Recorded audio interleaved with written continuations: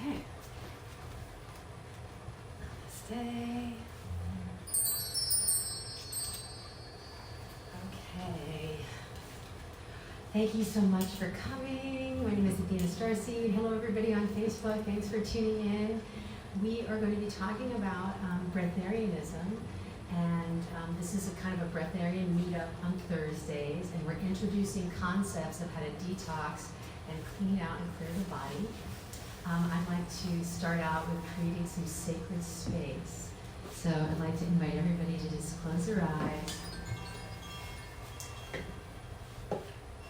Take a nice, deep breath.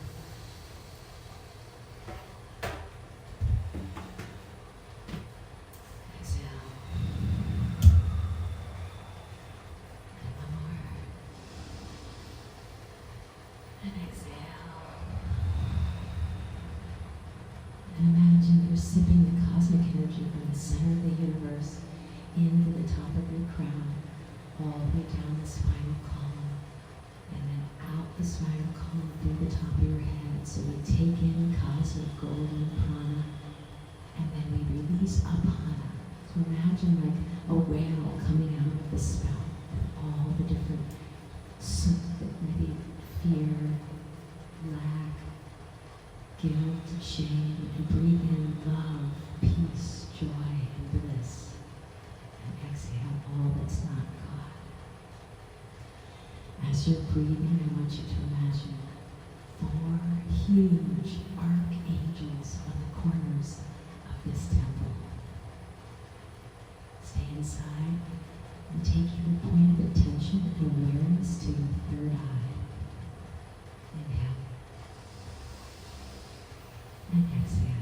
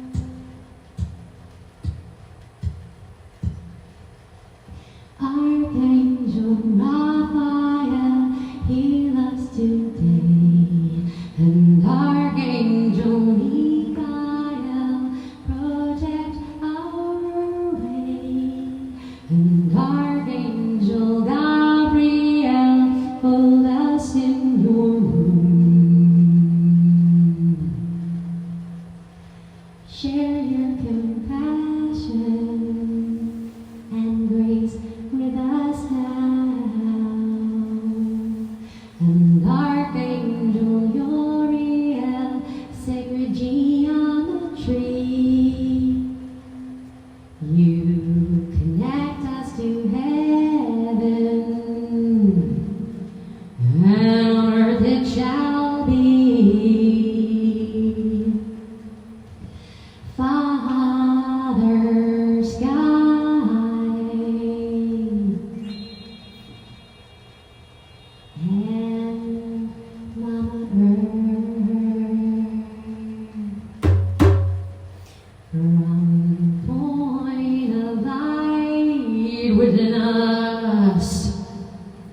from before our birth.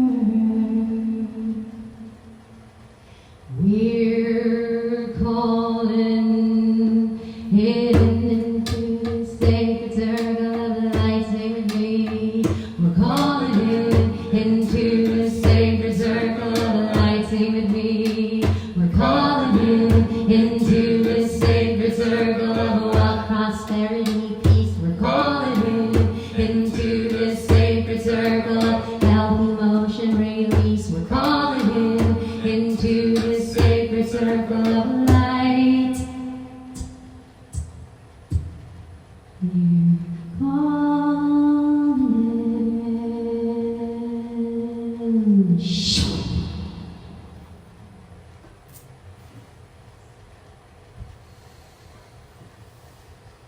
From the point of light within the mind of God, let light stream forth into the minds of men, let light return to earth.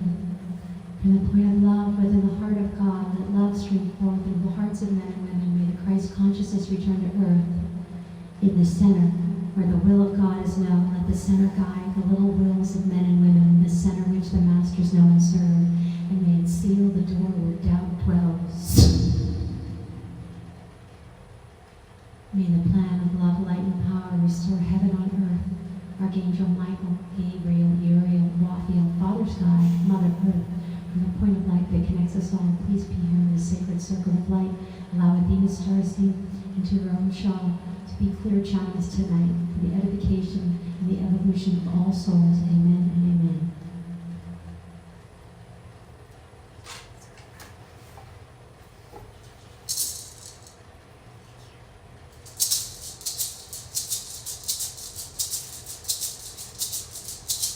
We are going to a sacred space.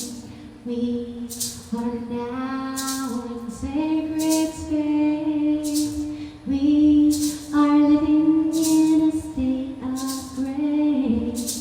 We are living in a sacred way. Here's your part. I love you, beloved. I love you, beloved. The drums. I love you, beloved.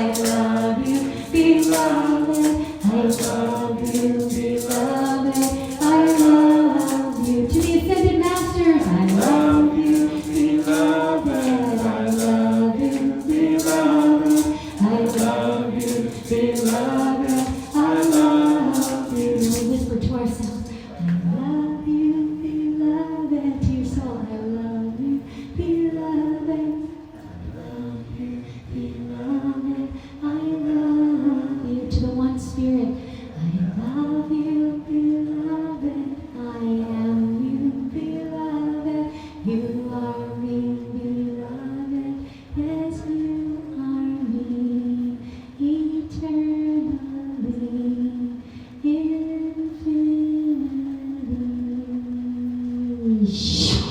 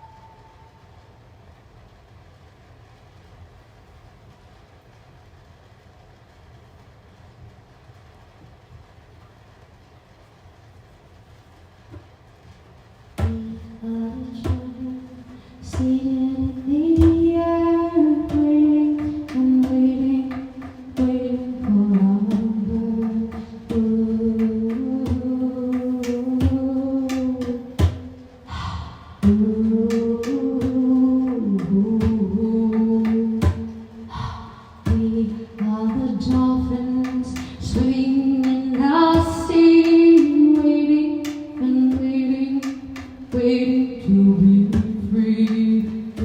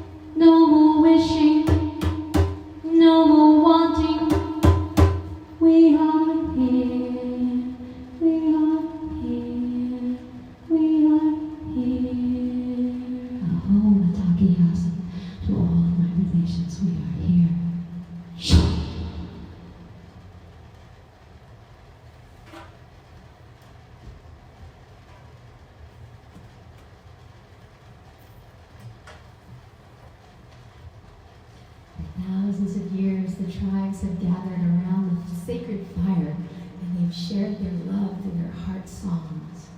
And songs and music and sound is medicine. And the universe is one song, one verse. And we're all tiny little soul notes in God's great grand symphony. And as we open our hearts and open our minds, we share our love with one another.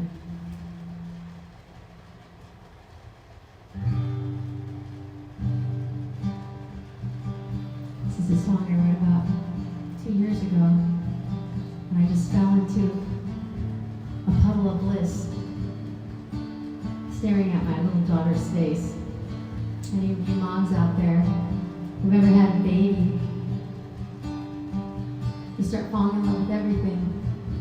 The river, the oceans, the trees, the tiny grains of sand.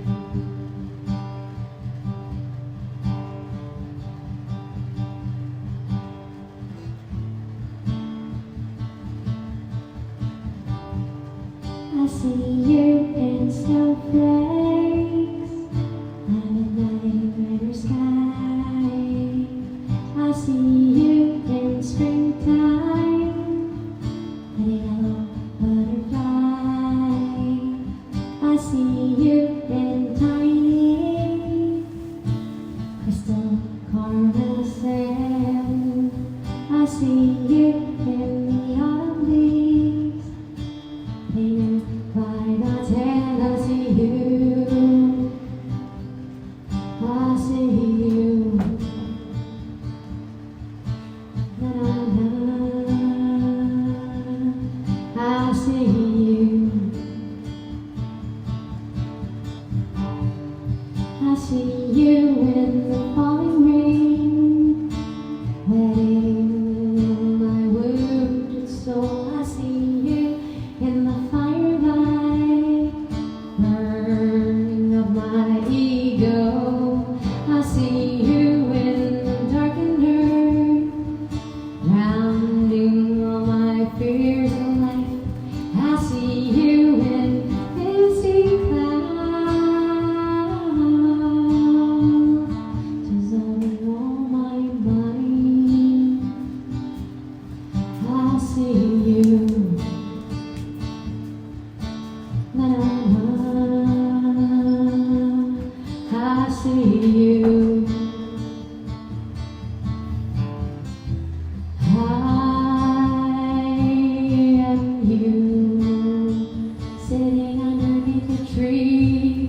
Oh, time turns like seasons dancing merrily. I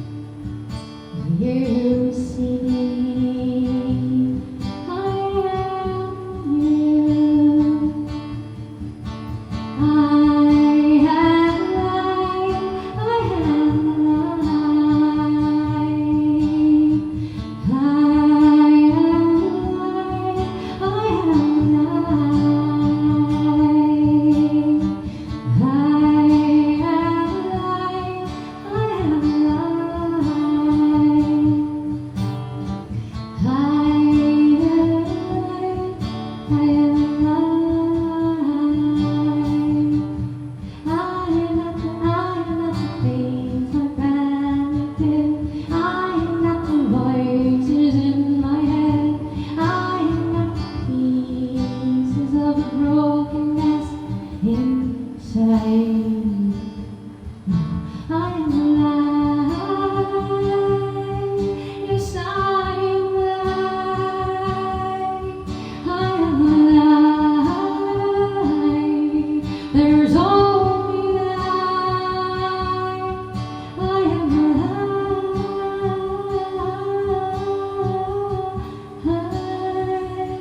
God's holy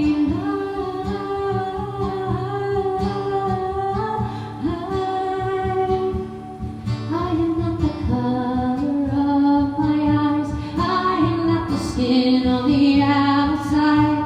I am not my age, I am not my name. The soul inside,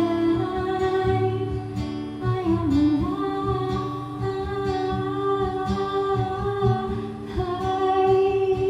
I am alive.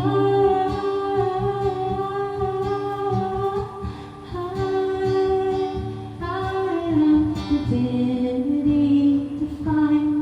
I am the God on the inside. I am the stars, so I shine bright. I am the mountains, I stand tall with pride. I am the rivers, God's holy tide. I am the eagle, I fly for light. I am alive.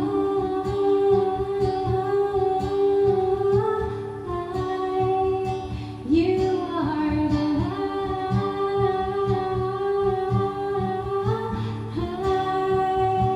You are divinity defined. You are the God on the inside. You are the light.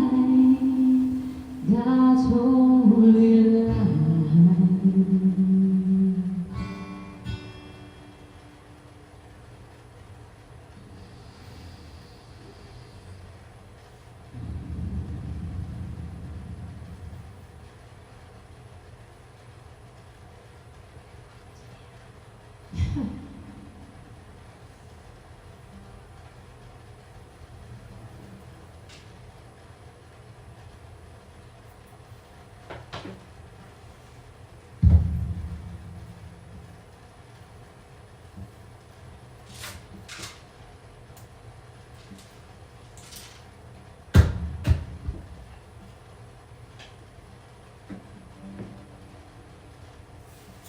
So, my name is Athena StarSeed.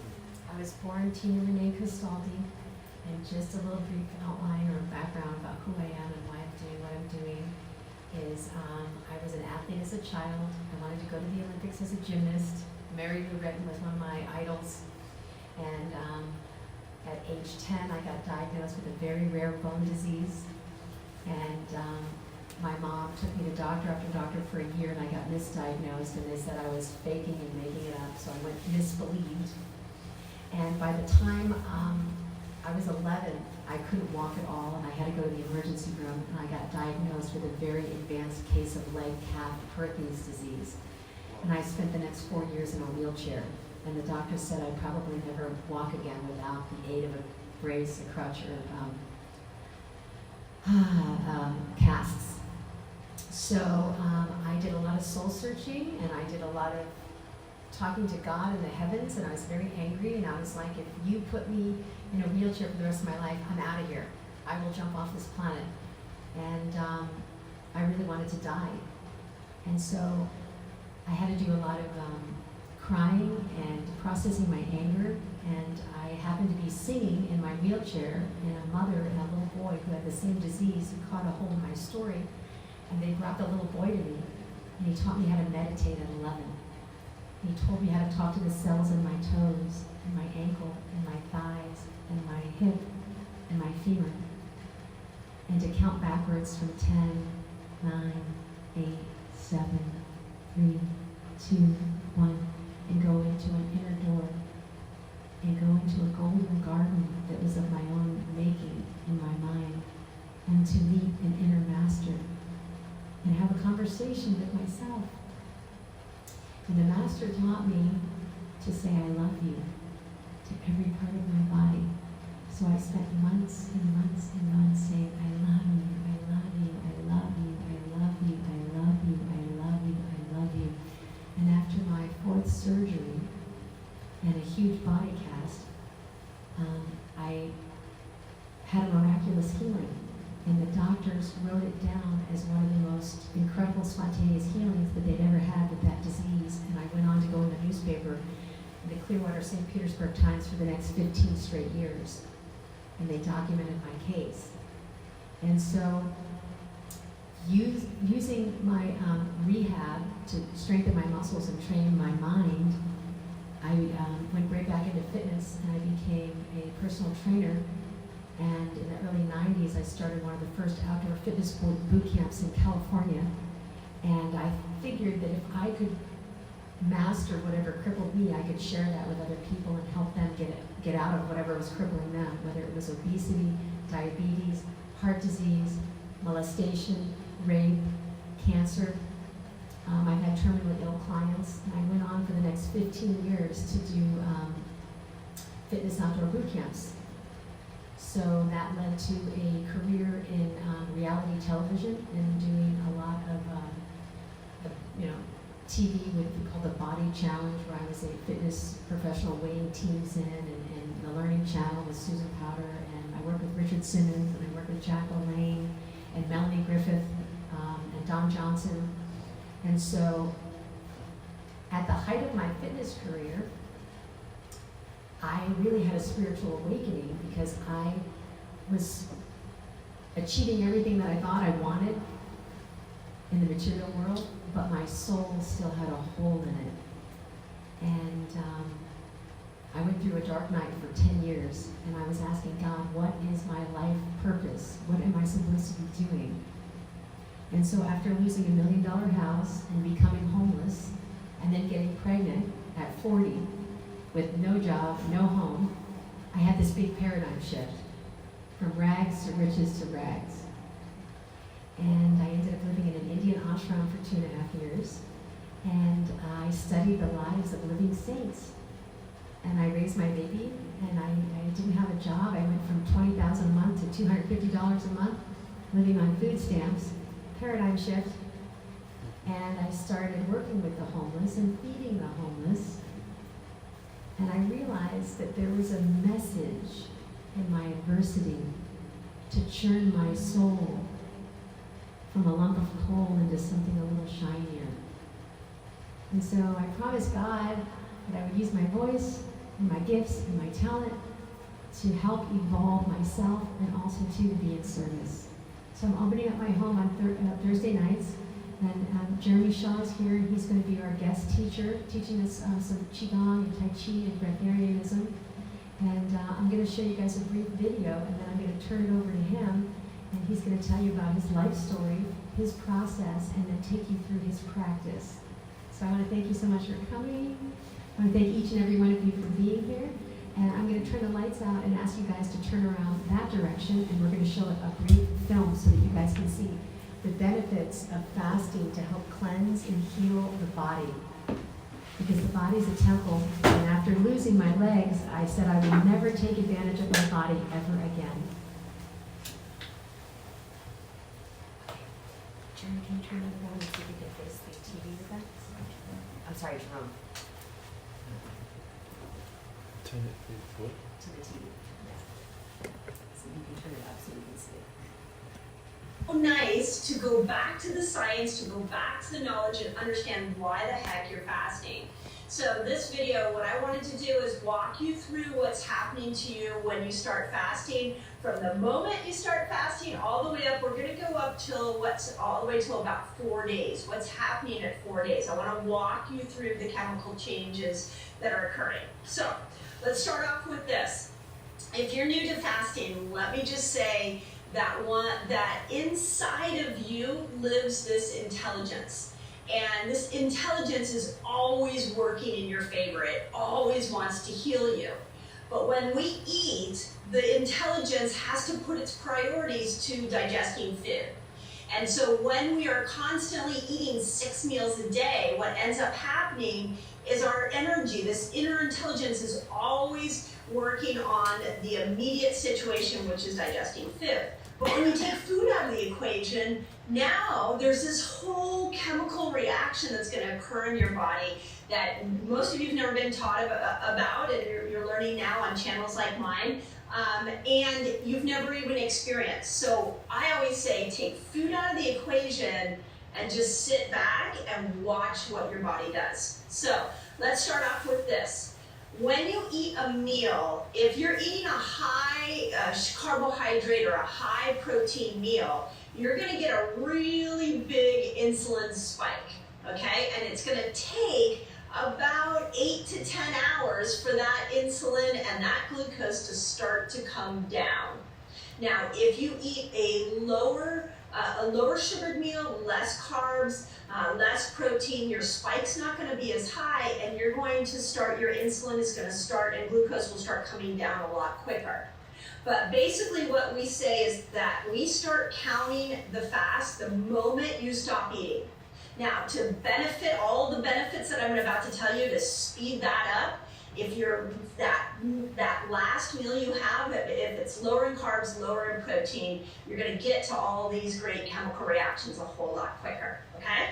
So let's start off. At about 12 hours from that initial meal, something called growth hormone kicks in. And growth hormone is really important for those of us as we are aging, because you stop getting growth hormone after about the age of 30. And growth hormone helps you build fat, it helps you, or burn fat, it helps you build muscle, it slows down the aging process. Kids have a lot of growth hormones. We don't, as we age, we have less and less of it. After 30, you have less. But when you start doing fasting on a regular basis, your growth hormone is gonna kick in about hour 12. So those of you that have an intermittent fasting lifestyle, know that every day you're going 13, 15 hours. The research is showing that you can get upwards of 1,300% increase in growth hormone just from like 12, 13 hours of fasting. So this is why so many of us love that intermittent fasting lifestyle, okay? So that's around 12 hours. Now, at 13 to 15 hours, what's happening is your body's starting to sense that no more food is coming. And it's going to try to move from burning energy from sugar, and it's going to work to move over to burning energy from fat. This is what those of you that want to lose weight, this is the switch you're trying to make happen.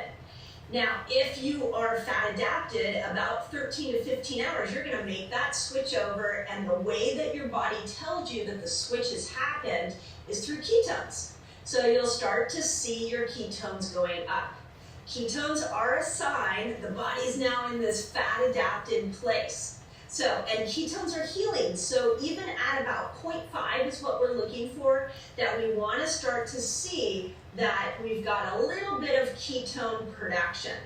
And know that the more ketones you have, and I'll talk about this as we go through the different days, but the more ketones you have, the more healing that's going to happen in your brain, in your cells of your body. So that ketone production starts about 13 to 15 hours, okay? Now it's 17 hours. This is where autophagy is kicking in. So autophagy is where the cells are going, okay, blood sugar's going down, we're not getting more food coming in, I think I'm going to go search for food somewhere else. And it turns within the cell, and it will start to eat the toxins within the cell and start to detoxify itself.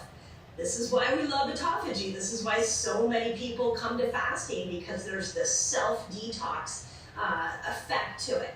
That starts, they say that the sweet spot of autophagy, where it starts, is about 17 hours from your last meal.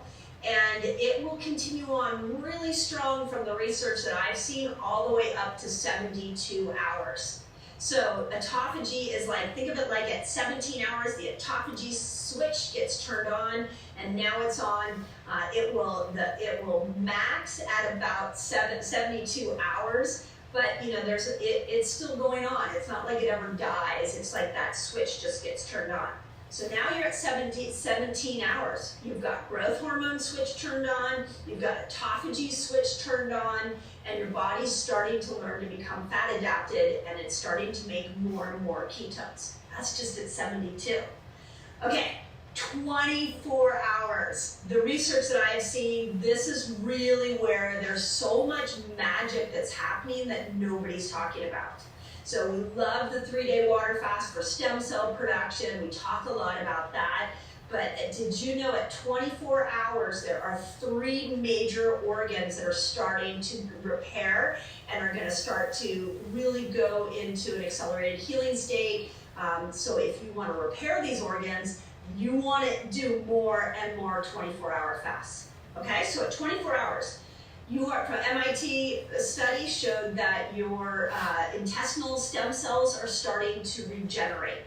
So leaky gut, candida, anything where any SIBO, any digestive issues that you might have, you want to throw in as many 24-hour fasts as possible. Now, remember, it's the switch. So the switch is happening at 24 hours where you're getting those intestinal stem cells. If you keep fasting past 24, those intestinal stem cells are going to keep repairing. Okay, 24 hours, something else is happening. There is a protein called BDNF. BDNF is fertilizer for the brain. So at 24 hours, your body starts to create more BDNF. BDNF is going to go into the brain, and it's going to find those neurons and dendrites that are degenerating, that are causing you memory loss and lack of focus and making you depressed and anxious, and those dendrites that help you with learning. At 24 hours, when BDNF goes up, it's going to go into the brain, and it's going to start to repair those neurons. Just at 24 hours. So you're 24 hours in, and you're getting intestinal stem cell repair, you're getting autophagy, you're getting ketones that are happening, and now you're getting neuron production, BDNF, that's starting to repair your neurons, okay? Now the other cool thing about BDNF is when it starts to go up, so does serotonin. Serotonin goes up. Now serotonin's really awesome chemical because it makes you happy. And so if you can hang in there, usually around 24 hours, you'll start, you're getting that serotonin production that's starting to increase. So that's at 24. So that's gut, that's brain. But we also are knowing from research that at 24 hours, your CRP levels start to go down. So CRP is inflammation. So at that 24-hour mark, inflammation is coming down. And we also know from research that your blood pressure will start to go down. I've done videos on blood pressure, so make sure that you go and you watch those videos on all the different ways you can bring blood pressure down. But again, we're only at 24 hours I haven't even gotten to the 72-hour mark. So that's all happening at 24 hours, okay? So just with one day of no eating, you're getting growth hormone, autophagy, you're getting intestinal stem cells, you're getting more serotonin, you're getting brain fertilizer, and your inflammation's starting to come down. Now, remember, all of these are like switches that have been turned on. So the longer you stay in the fast, these switches don't get turned off until you start to eat, okay? So just remember that piece of it. Okay, second day. So now let's say you're going somewhere. I like 36 to 48 hours, to me, is a really good sweet spot for those of you that want to lose weight. Because now your body is really kicking in and going, we're not getting any more sugar, we're not getting any more glucose coming in, so I'm gonna go find it in the stored sugar that I stored years ago. So 36-hour fasts are fabulous for those of you that are weight loss resistant, because it's about at that mark that you're really forcing the body to go and find the stored sugar and fat. At 36 hours, your ketones should start going up, and as your ketones go up, that signals GABA production. So if you're in the second day of your fast, you might be feeling a little dizzy, you might be feeling a little woozy, but what I want you to realize is that as your ketones, look at that meter. This is why we love that meter. Look at that meter, because as your ketones are going up, so is GABA. And as they get higher and higher, you're gonna get more and more of a calm feeling. We also know on that second day, because you've got so much BDNF that's starting to be released, that neurons are regenerating in the brain. So if you are looking to help with memory loss, brain fog, all of the brain repair is really heightened on that second day. It might not feel like it. You might feel like you want to go to bed. That's great, go to bed. But know that repair doesn't always feel good. Like, what's a sprained ankle? A sprained ankle is your body repairing itself, but it doesn't feel great. So that can be day 2 of a water fast specifically, can be a really tough time. So go to bed early, let your body heal. You'll be happy you did. Third day. Okay, on the third day, this is where stem cell production is really starting to kick in.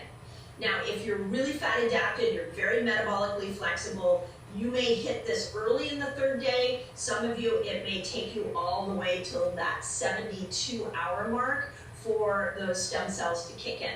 And the primary stem cell, based off of Walter Longo's research, that kicks in on that third day is your immune system. So this was what made fasting such a mainstream way of life, is we figured out that Walter Longo figured out that old white blood cells that are no longer useful for you will be recycled and regenerated 72 hours after when you in a water fast. So if you're looking to boost your immune system, you want to go that 72-hour mark.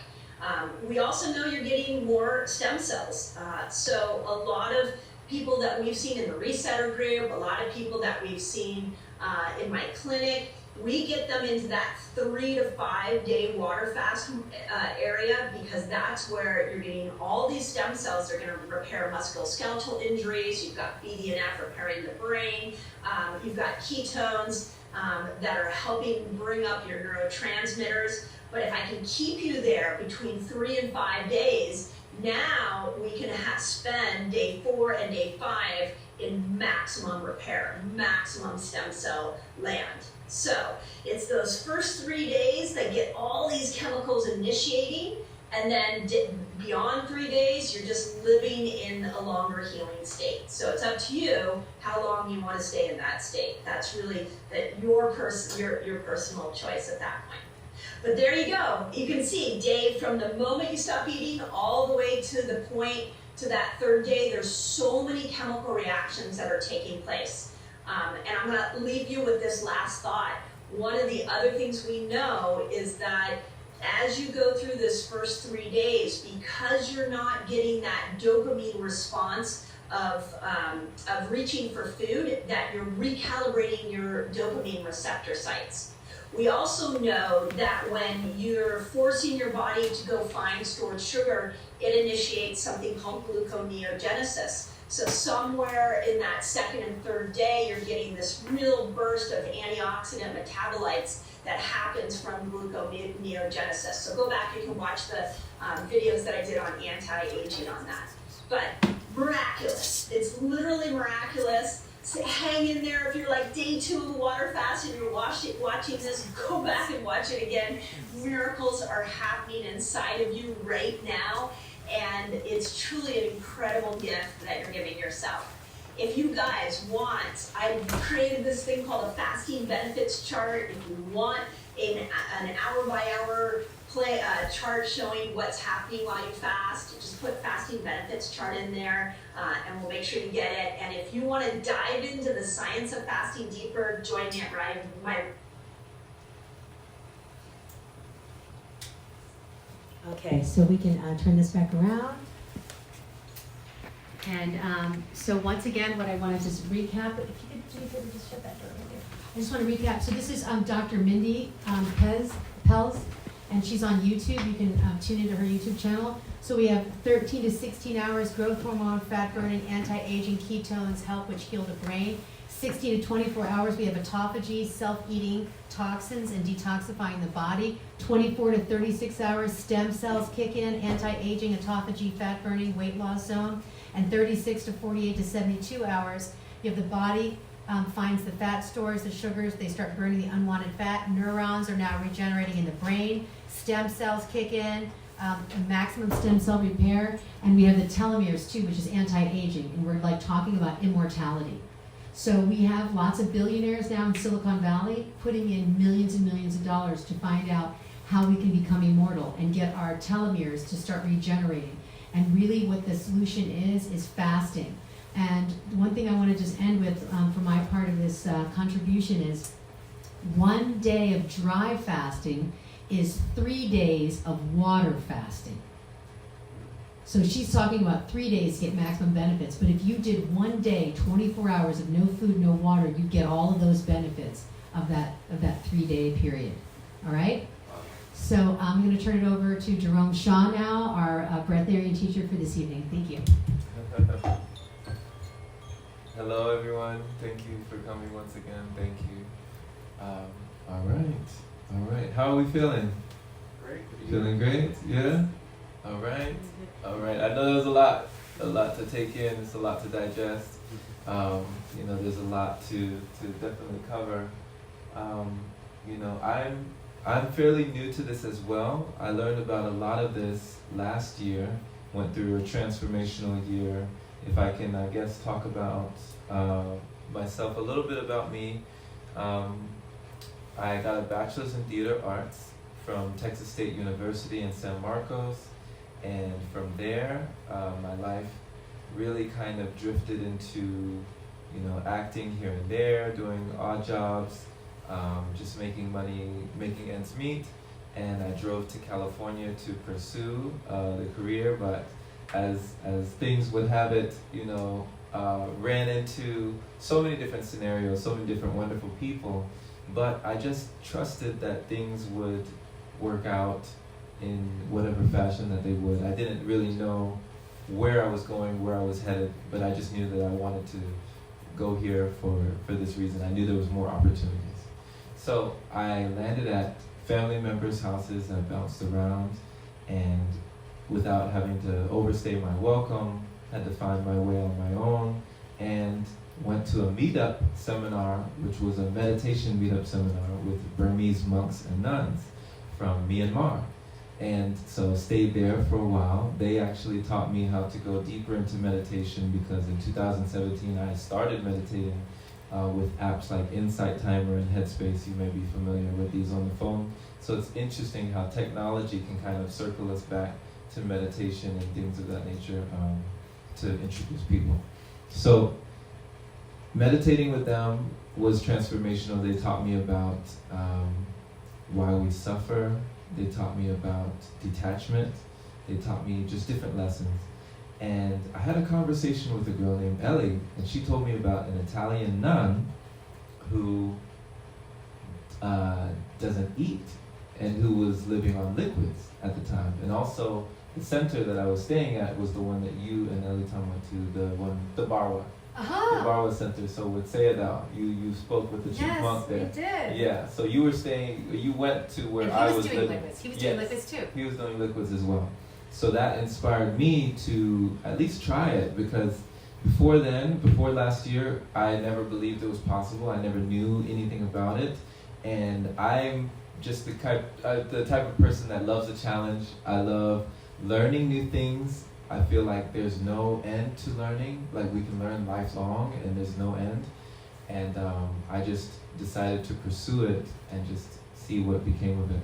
So this led me to people like Jasmine Heen, Ray Mayor, Eli Tom Elamine, reading books like Breatharian Nuggets, A Year Without Food, The Food of the Gods, and just saturating my mind with this content. And also, since we have a wealth of knowledge on the internet, YouTube is providing us more and more with so many different people that I discovered who years and years ago were already doing things like this, walking and talking, breathing among us. And these are people who just don't eat, So I understand a lot more now why a lot more people don't know that these things or these people exist, or that these things are even possible, because when people did become public, they were shunned, or they were criticized, or they were ridiculed, or they were just heavily, very just, shut down by media sources and by people who just, have no appetite for that type of knowledge. So I said all that to say that that was my beginning, and I decided to go on a month, just a 30-day fast from solid food, which turned into 3 months. So I went from 1 month of no food last year to, okay, I guess I can do this. Feeling really good, feeling a lot of influxes of energy, feeling clarity, feeling focus. Like all this breakdown of scientific facts and things, like I don't know anything about that. My mom is a doctor, she's an OBGYN, she knows about the body and stuff. But all I knew was what I believed. What I believed in my heart, what I believed in my mind, what I believed in my body, that this was sort of a calling for me. And so I just kind of followed it, went with the flow, and just didn't fight it and didn't resist. And I learned that not only that I could do it, but I could do it for extended periods, and I didn't die, and I'm still alive, and I not only survived, but I was able to thrive, and was able to do more and more things. That it was so ironic. Every time I let something go, every time I eliminated something, more came in to fill that space. But it wasn't in the form of food, it was in the form of, like I said, clarity, focus. Like I started just nailing things down. I started letting things go. Anything that I didn't want in my life, or didn't want to do, or didn't serve me, started removing itself. People who no longer were there for me in my life started removing themselves. Like things just started to disappear and then reappear and then come into my life that I needed, so guides, just everything just started to, the puzzle pieces started to fit. So that was the 3 month 3 month liquid fasting last year. And then I spent some time with my parents, which was a wonderful opportunity afforded to me to be able to spend some time with them. In December, I decided to go back on liquids after getting off a little bit in November, teetering back into food, back off. And which I do want to point out that, in my opinion, like I said, I'm fairly new to this. I feel like I'm a baby breatharian. There's a baby stage, and adolescent stage, and adult stage.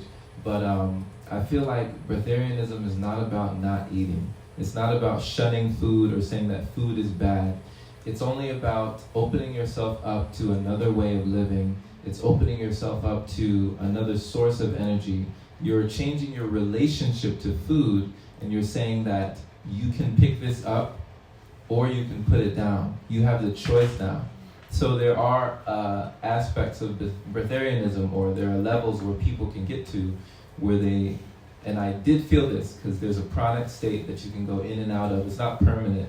You're not there and then it's like irreversible. You can go in and out, but it's a decision, and you can get to the point where I got to, where I did physically feel at times that I could go long periods like this, like long, like it just, it's very hard to describe if you've never felt it, but I just hope that this love and this, I'm transferring something to you that is palpable. So even if you are physically detached from food, you can still be emotionally attached to food and to liquids and solids and everything, because it's immersed in our culture. We're surrounded by it every day. You can't go a day without seeing it on the, everyone's eating, It's in the family culture, the Thanksgiving, Christmas, everything is about, surrounded by food. So, and food is not bad. I don't look at food as something that is wrong or something that is bad. And I still eat, or I still, or I choose to, or I choose not to. It's really up to me. It's up to me now. But I understand that this ability, you're able to go long periods without it. So I guess, let me see. I didn't kind of have a whole thing covered. I just wanted to kind of give you an overview of my walk with it. I'm still walking with it. I'm a podcaster, a blogger, and a YouTuber, and so these are the mediums that I'm using to spread this message, to just insightfully just inspire more people to this way of living, that this is possible, and to just be one of the beacons of light that lets people know that this way is available. Because like I said, I didn't know that these people existed. I didn't know that this was a thing, and I certainly didn't know that I could do it until I challenged myself to do it. Okay, well, just tell them a little bit about the retreat that you did, the pranic Yes, retreat, of and that course. 16 days you went no food, no water, and what Okay. happened to you spiritually and Sure. physically. Sure, yeah. So I can talk about the retreat. The retreat was wonderful. I challenged myself before the retreat to go 8 days without food. Technically it was like 7 or 8 days. On the 8th day, that was when I broke the fast, and then I went another consecutive 8 days without any Right here. food or liquid. Yeah. Amazing. So it was a dry fast. It was a soft dry fast. There's soft and hard. So a soft dry fast, you're still washing your hands, taking a shower, you're still doing things like that. You're brushing your teeth. A hard dry fast, you're not touching water at all, like in no form. Yeah. So you're just abstaining absorb from water. Yeah. Because we have so many pores on our bodies, so many ways to intake this water that we're not even aware of. That there's just so much around us that we don't really know. And that's also what this book has been teaching me as well. But the retreat was wonderful. It was a wonderful cultivating environment of folks like yourself who were just very curious and just kept an open mind and wanting to explore the avenues of the body. I specifically said that my objective when coming here was to expand my energy body, and that was really my reasoning. I didn't have a super spiritual reasoning, or even though my life had changed completely, I didn't have like such a deep reasoning as to why I wanted to do this. It just really felt like an inner calling, and I wanted to expand my energy body. And so I did that through forms of meditation, which I'll have to say, I do not think I would have been able to reach the pranic state without meditation and belief. I think meditation and belief were two things that were key for me, and that was helped with you, Athena, with Elitam, with everyone who was here, the environment, with the YouTube videos, with the books, supplementing with just saturating myself with this, with people who had already done it. I'm sure you know of Roger Bannister, who in like 1954 did the 4-minute mile. Before that, no one thought it could be done. Athletes had never done it. Doctors thought it was impossible. He ran a mile in under 4 minutes, and within months, people started to do it. So it's the same thing. It's the same thing here. Folks like Jasmine Heen, she lived on light, and so more people decided to try it and discovered that it was possible. So this was an environment that, just like we had the song and we have the meditation, and there was always room available, and it was just very supportive for this way of life, and it was no stress. Mark, you were here. Some of the time you were here, and it was just very de-stressing, very detoxing in a number of ways. And so we were just talking to each other. Yeah. Lack of sleep, just talk about that just for a tiny bit. Lack of sleep? That you didn't need to sleep. Oh, okay. So that's one of the things. I don't know if we have a question and answer type thing if we want to get into it, but if you have questions about that, that's an amazing topic for me. Is one of the things as I found is that the less you eat, the less you tend to sleep. The more you eat, the more the body needs energy to digest, and the more you will sleep. So it's like the mantra that I use is the more, the less, the less. The more you sleep, the more you want to sleep. The more you eat, the more you need to eat. The less you eat, the less you need to eat. The less you need to, the less you do something, the more you let go, the more you surrender, the more you release. Naturally you start to, other things start to flow in, but then you realize that, through that, you start to get stronger. It's like yoga, like the body is a rubber band, and the more you start to stretch yourself with these fasts and things, you start to be able to do it more and more. So with sleep, nowadays, it's interesting. I will wake up sometimes, often before 4 o'clock. I'll wake up at maybe 3:30, and even sometimes I'll wake up, I can go to sleep at 10 o'clock, wake up at 11 or 12, and my body will tell me it's done. It's done sleeping. And I'm ready to go. I'm ready to take on the day. And so it's just the strangest feeling where you have all this energy. You're up and everybody else is sleeping. Or it's just like you're up during the day, but then you get a few hours of sleep at night and it feels like you got 8. It's like 3 hours of sleep feels like 8. And any more than that, like if you get 6 hours of sleep, you feel groggy, you feel like you got too much. And so it's because you're not in the same wavelength, you're not in the same vibration, you're in a different frequency. And because the lighter and lighter you go, the lighter and lighter you get. It's like you start to become very light.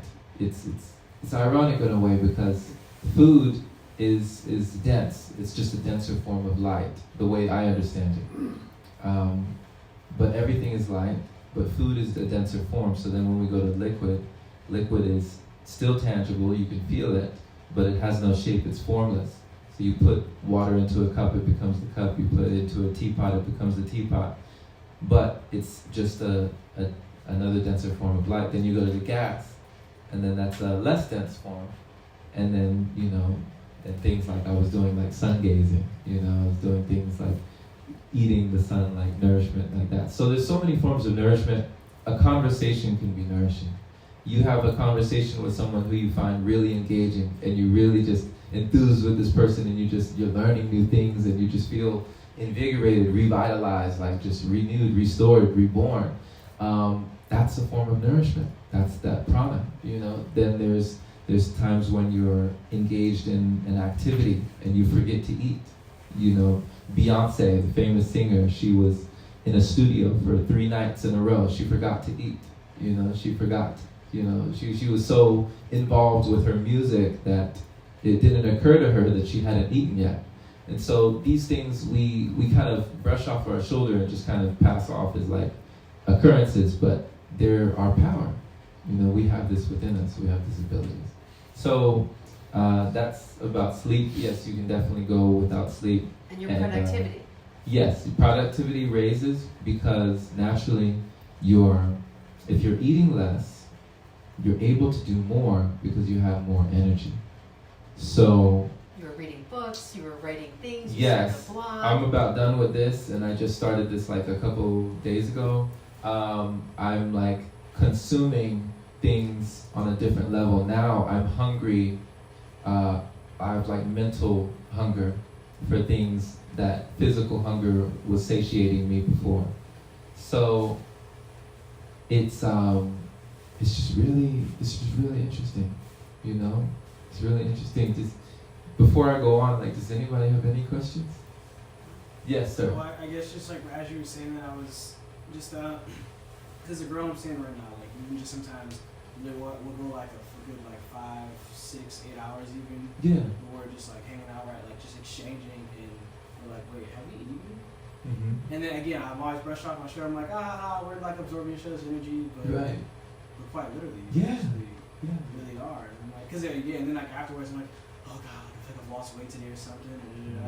Then I'm like, wait, actually, no, I don't even feel like I needed. Right. I was more just like, Right. I just wanted to say.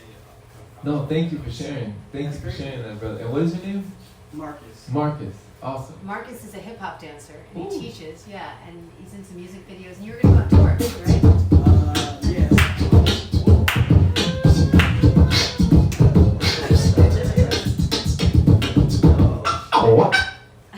We're gonna get into it, Marcus. That too. You're gonna have to dance while he does that. Oh, At the man. end, we'll do that. Yeah. So yeah, being a Breatharian, you learn how to do, you have a lot of time on your hands. I was also gonna ask you, so like when you said the productivity too, do you just find yourself like grasping new tasks or new abilities that you didn't even think twice about beforehand? Great question, Marcus. You start to get a lot more creative because you understand now that if you allow boredom, because this influx of energy, it's like a gift. It's like a gift that you didn't know was available, and now it is. It's like the caffeine of the universe. Like you're running on another engine, and so you can take the gift, or you can shun the gift. You can refuse the gift and say, you know what, I like the way things were, and if you do that, then you'll just go back to eating, and then you'll go back to sleeping. But if you receive the gift, if you accept the gift, then you learn how to work with the energy. You learn there's so many things that you can do. So many things become available. I love reading. I already loved reading, but I felt like I wasn't reading fast enough or reading enough. Now that problem is no longer with me. Now, like you were asking, your question was, what do you do? Yeah, just with so much extra energy. Yeah, I write blogs in the morning, while my roommates, while people are sleeping. I'm in the morning up, just doing blogs. I can go in the closet and do a quick podcast episode. Working on videos on YouTube. That's productive. My production online, just expanding myself in business online. Learning about new things, learning about financial literacy, just being more intact with myself. Meditation. Meditate. You can meditate. You can do anything you want. But it's just very interesting. It's just a whole new world opens up to you because you have more time. And I know Elitam always says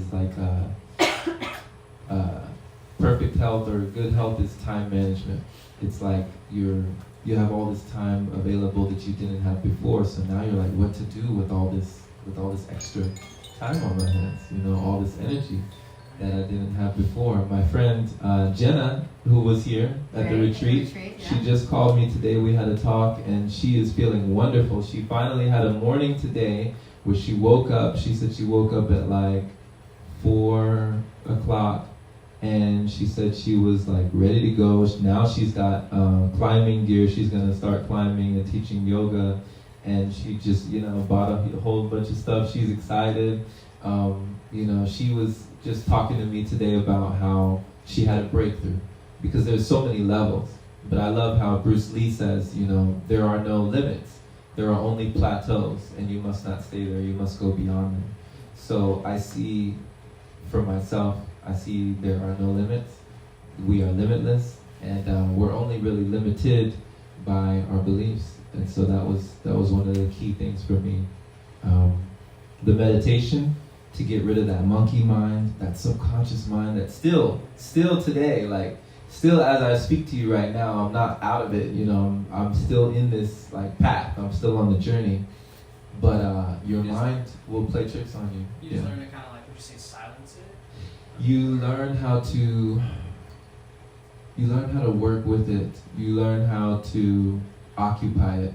It's like imagine a monkey clanging cymbals. And when you're idle, when you allow yourself to just, whenever those moments, those windows of time come when you're not doing anything, you get restless sometimes, and you want to reach for your phone, or you have that phantom feeling that sometimes that vibration in your pocket, you feel and sometimes that vibration will even happen, your phone's not even there. It's like we're under all these subconscious programs, and the way that I'm understanding it is that the conscious mind is like the branches of a tree, or the fruit of a tree, the branches. And then the subconscious is what's below. It's like the roots. So the roots, the fruit doesn't, by the time that something gets to your conscious mind, by the time you do an action, you're already late. It's already happened in the subconscious. Everything has already taken place below. So in order to change the fruit, you have to change the root, the foundation. So that's some of the things that I'm learning and still learning. But it's a process. It's definitely a process. Thank you for your question. Thank you, Riley. Thank you. Yeah. Yes, Nita. I wanted to ask, during that transition phase, were there any what were your challenges, Mhm. or were there adverse reactions or effects, or something you felt you had to Yes. get through? Yeah. Yeah, I definitely had challenges. I wanted to be a strong force for everyone else here that was going in the retreat, because I had already done like a 7-day fast coming into the retreat, and so I knew that it was possible. So I kind of had a slight edge coming in, just knowing that it was possible. So I didn't have that barrier, whereas a lot of other people were struggling like on 2 days, and they kind of had a barrier. Your first time that you ever The did first time. Like, Oh, how you did mean like feel? last year? Yeah, like when you first did Yeah. how did you feel in that process? Oh, okay. So I'm just last year when I first did the liquid fast for 30 days, the first week was a little tough. The first 3 to 5 days were tough because I was detoxing. You're talking about me like, I was very much, I'd say 2 years ago I was full-blown carnivore, like hot wings, whole rotisserie chickens, like in one sitting. Like I could eat these things, yeah. Like my diet was so far beyond what it is today. I jumped from just eating meat. I skipped. Well, as my life started to change, people started asking me more and more, like, "Are you vegetarian? Are you vegetarian? Are you vegetarian?" Just because of my choices at the workplace. But and I was like, I might as well be, because so many people were asking me. But I literally jumped from eating meat all the way from vegetarian, past veganism, past raw food, all the way into liquid. Like I jumped clean into it because I knew I needed a change in my life. I wasn't going where I wanted to go. I didn't feel purposeful. I didn't feel impactful. I didn't feel like my actions were making a difference. I didn't feel connected. I just felt disconnected.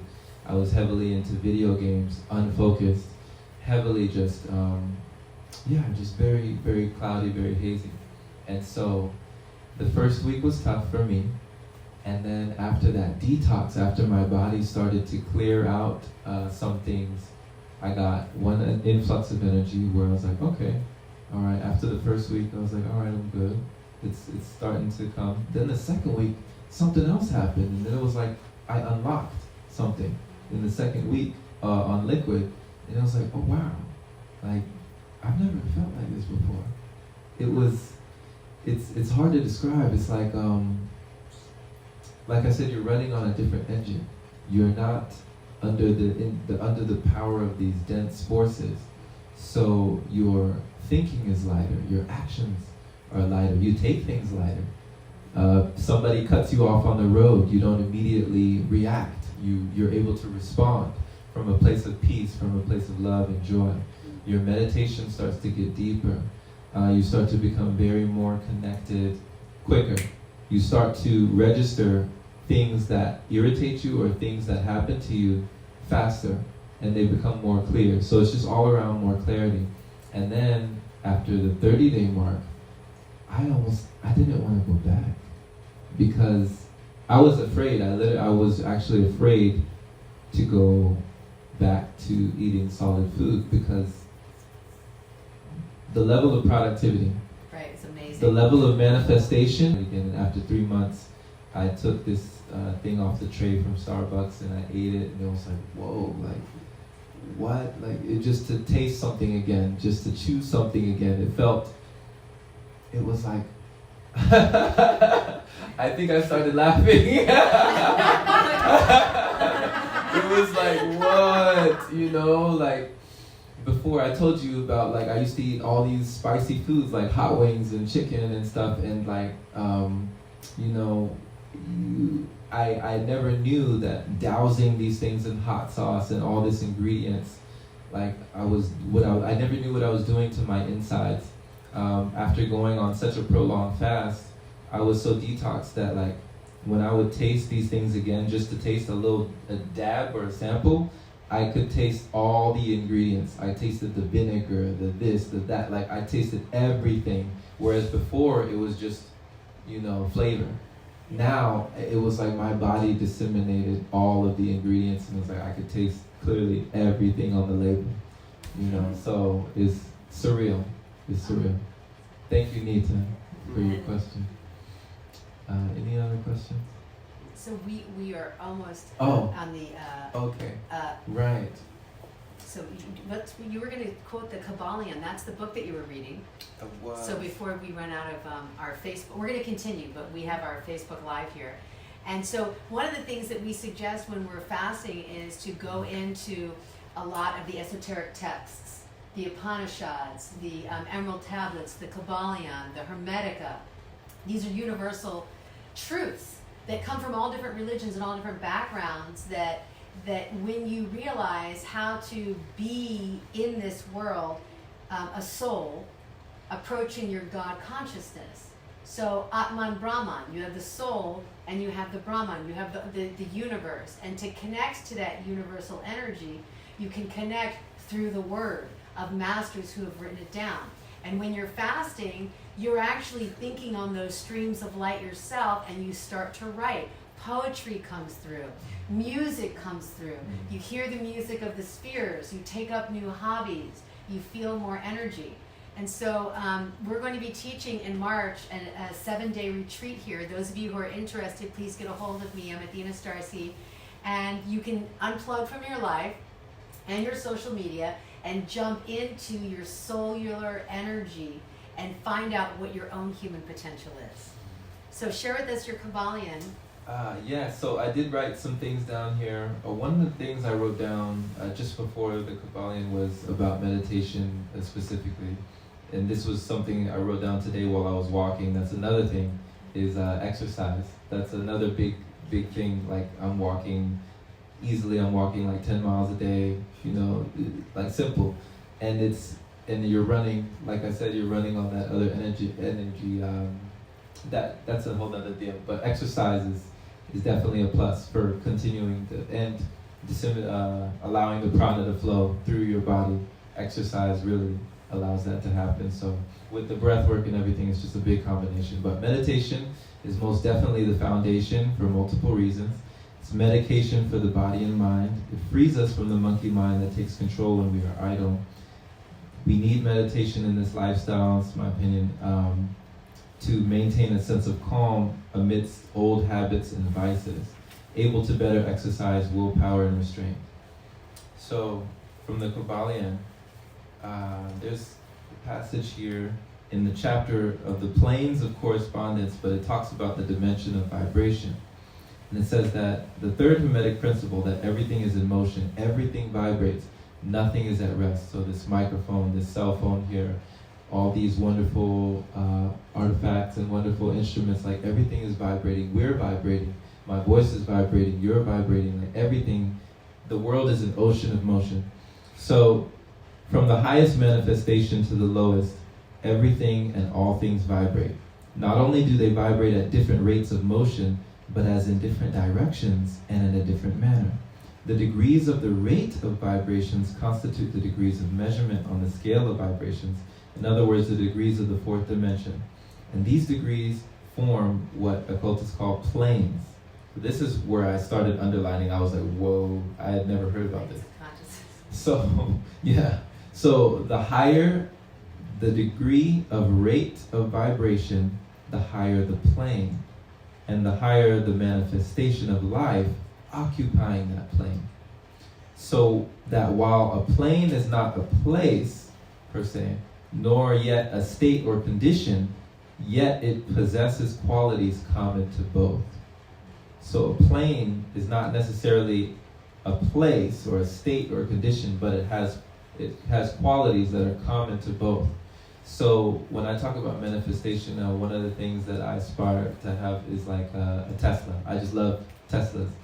Well, me too. Yeah, right on. Like, Tesla's for everybody. So like, I'm walking downtown Los Angeles, and I'm telling you, like this whole week, they're everywhere. I've seen them everywhere. Now I've seen them at like on an insane level. It's at the point where I know that it's coming, it's emanating from the energy that I'm projecting, like that is coming from me. Like I know that this is why I'm seeing them everywhere. It's not just because they're out here in abundance, but my eyes are registering them One could say it's a confirmation bias. You're thinking about it, so you're seeing it. You could easily say that. But in another way, I'm manifesting this because it's like I see them parked, I see them driving, I see them in passing, I see them, every time I see one, it's like confirmation for me. So, just a couple more encouraging words here, and that's it. The Kabbalion. In the Kabbalion I read, the true meaning of life is not known to men on this plane. So it said that basically none of us really know the true meaning of life. We will make no mistake in living up to the best that is in us. So becoming your greatest version, just aspiring to be the best that you can be. It doesn't mean you have to be a Breatharian. It doesn't mean you have to be anything other than who you are. But you will make no mistake in living up to the best that is in you. And lastly, we are all on the path, and the road leads upward and ever with frequent resting places. So like I said before with Bruce Lee, there are no limits. There are only plateaus, just frequent resting places. We're all on this path together. Everybody's in different places. We're all rising together, but we're just, doing it in our own unique ways. So that's why this is beautiful for me to be able to share this time with you. And thank you. Thank you for your time. It's one of the, yes, it's the most precious thing that we have to give. We can't get our time back. So really appreciative of you giving your time tonight. So we're gonna end with a little bit of Qigong, Okay. and we'll just let the camera run out. We love you guys on Facebook. Thank you so much. I'm gonna put a link after this for the retreat in March. If you guys are interested, you can get a hold of us. So you can go ahead and start the Qigong, and then after that, we're gonna lay you guys down and turn the lights out, and he's gonna give us a shakuhachi sound bath. Did you bring your didgeridoo? I did. Can you go bring get something. it? Yeah. Okay, great. Because we're gonna do a shakuhachi sound bath, and you guys are gonna lay down and bask in the sound, in the light. Okay. Would we like to stand up? Yes. Just to stretch the body a little bit. Okay. All right. So Qigong, if you are unfamiliar with, is anyone, by show of hands, anyone familiar with Qigong? Yeah? Awesome. So you already know about this. The way I understand Qigong, Qi, in different places, like in India you call it prana, right? Or life force energy, the vital force, Ki in Japan, Qi in China. So Qigong is like energy cultivation. So it's like an exercise to cultivate more energy in the body. So we're gonna start real quick just by loosening up the body. Just take your neck and just start to turn it clockwise, just kind of rotate it. Just get a nice, good stretch. Just take your neck, rotate it all the way around, as slow as you want to, really just loosen up the muscles. You probably had a long day today, everybody's doing things. Just ease that tension. Then you can reverse it, you can go to the other side, rotate the neck, and really just stretch it. Elongate it and get all the kinks out of the neck. It's a lot of trapped energy in this area. Now we can go to the shoulders and we can start rolling the shoulders forward. So just take your shoulders, start circling them forward. Really deepen it and you feel it. So like circle the shoulders going forward. Feel that stretch. Now you can go backward. Just loosen up the body.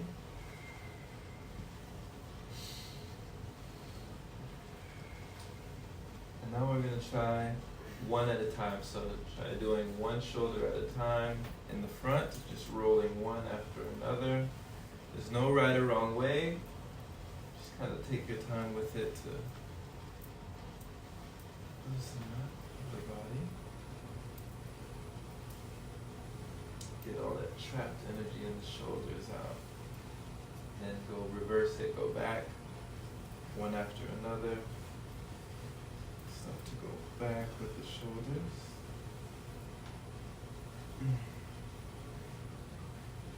All right. That's good.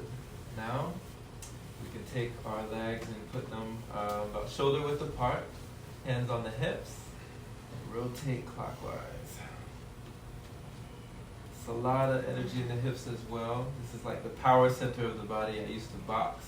They would say, you know, if you don't have feet, you don't have hands, so energy likes to rise upwards. There's a lot of energy in the hips. And reverse, go opposite direction.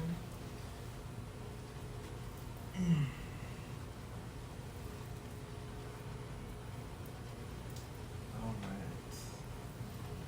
You really feel it, huh, Kevin? Yeah. He's like, oh yeah. All right, that's good. So now, put your feet together. Kind of rub your hands a little bit. Hands on your knees. And we're going to take the knees and we're going to rotate them clockwise here. Just sort of bending a little bit while we're rotating, getting that earth energy to come up, loosening the joints here. Very nice. Yeah. Okay, other direction. Take it to the other side. Just really working these joints. Even if you don't meditate, they say you should stretch every day. Stretching is really good. And it's another law of the Kabbalion or Hermetic principle is correspondence. As above, so below. So within, so without. So within, so without, right? So a flexible body means a flexible mind.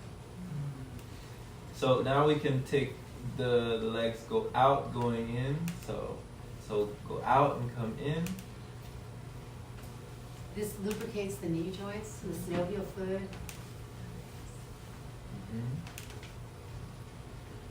It's also wet, like the jitterbug. Sundance. Yeah. And reverse it.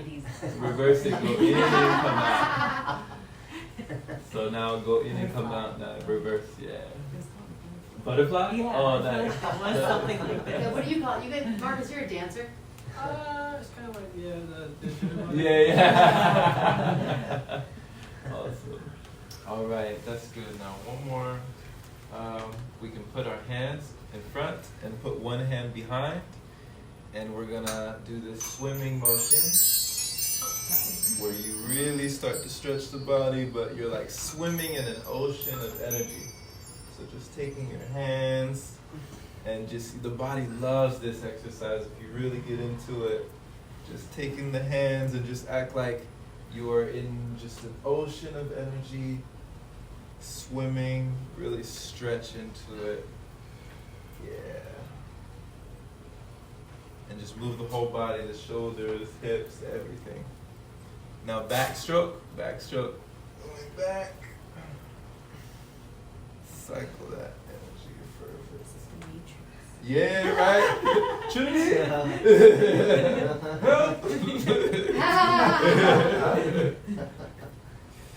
All right, excellent.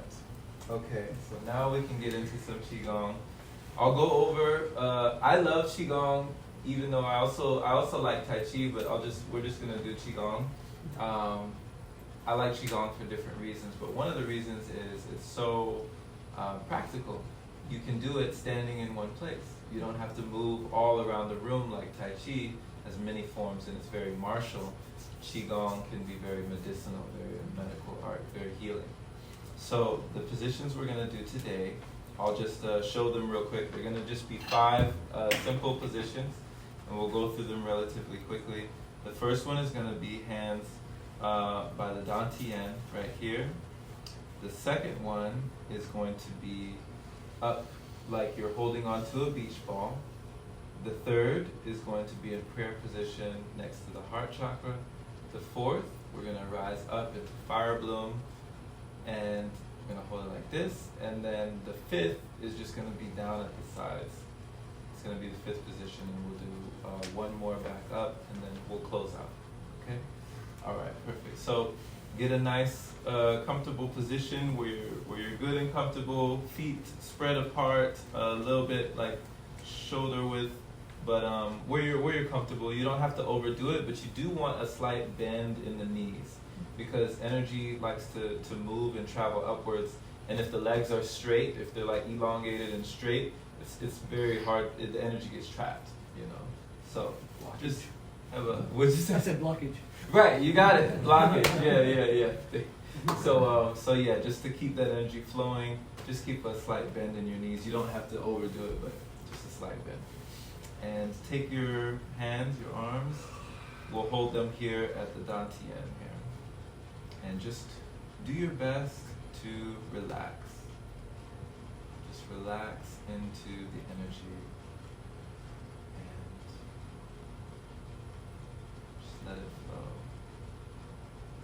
And you can even just have your hands just relax, just limp. Don't even have to be fixed in any form or fashion, but just let your body relax. You guys continue, okay? Because we're gonna end the clip here before my phone dies. Thank you so much. Blessings in life. Yeah. Beautiful. You may already feel it's like buzzing or tingling in the hands. If not, that's okay. It's fine. I definitely feel that. Just allow your body to settle in.